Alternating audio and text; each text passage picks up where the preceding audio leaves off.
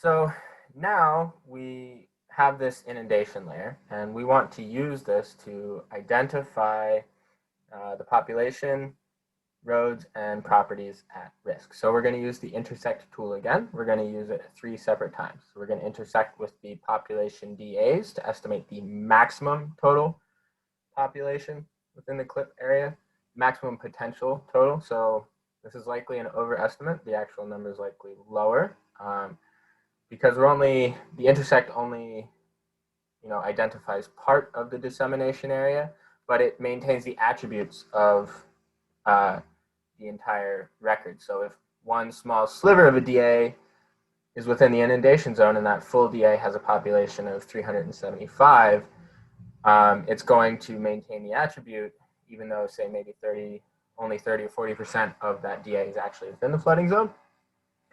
But with things like disaster modeling, it's important to sort of over-engineer things, assume the worst case scenario. You want to, because we don't know where exactly within a dissemination area the people actually live, it's important to assume, okay, well, if this dissemination area is even in the flooding zone at all, it's possible that everyone lives in this small area, so we're just going to over-engineer it. Better safe than sorry. So we're just going to add 3 more instances of the intersect tool here to do 3 separate tasks. So we want to set the input feature first for population, and then we'll set the second input feature to inundation zone.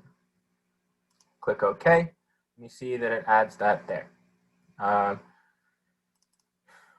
We want to change this because this is a final output layer that we're concerned with, so we'll say population at risk. Now for our next intersect, we want the roads layer and, again, the inundation zone. Now this is also a final layer, so we want to be explicit with the naming here. So we'll call it roads at risk.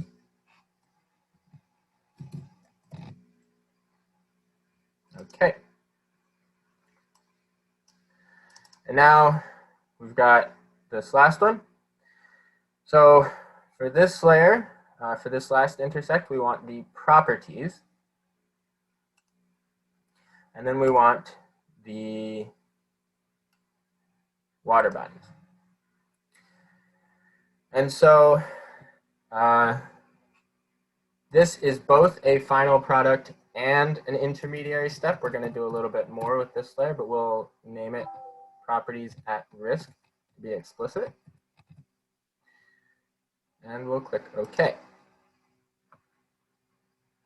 Oh.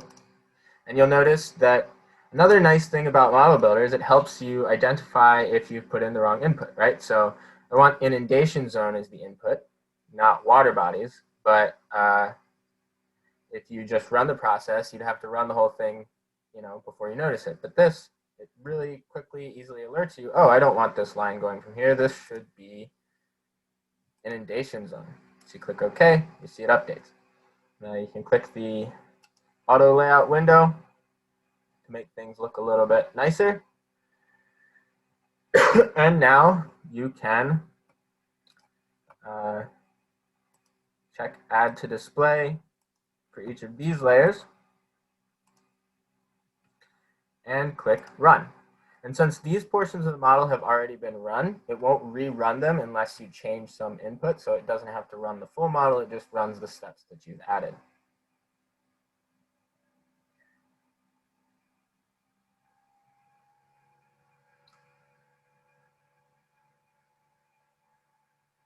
So now the model's done, we can just take a look at the resulting outputs. I'm just going to turn off a bunch of these other layers so that we can look directly at just the ones we're concerned with.